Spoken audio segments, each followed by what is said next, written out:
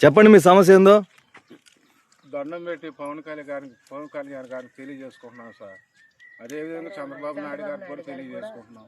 మా బాధలు చెప్పుకుంటున్నాం సార్. మేము ఇట్లా మా గురించి ఈ రోడ్డు ఎక్కువ సమస్య. ఆటోలు కూడా రోడ్డు రాళ్ళు అనేది వేసేసరికి ఆటోలు రావట్లేదు. రోడ్డు ప్రాబ్లమేనా? హాస్పిటల్కి ఎలా అంటే ఎలా మీరు చీకట్లో? ఆటోలు ఒక్కసారి వస్తే ఒక్కసారి రావండి. మేము నడిచే వెళ్తాము.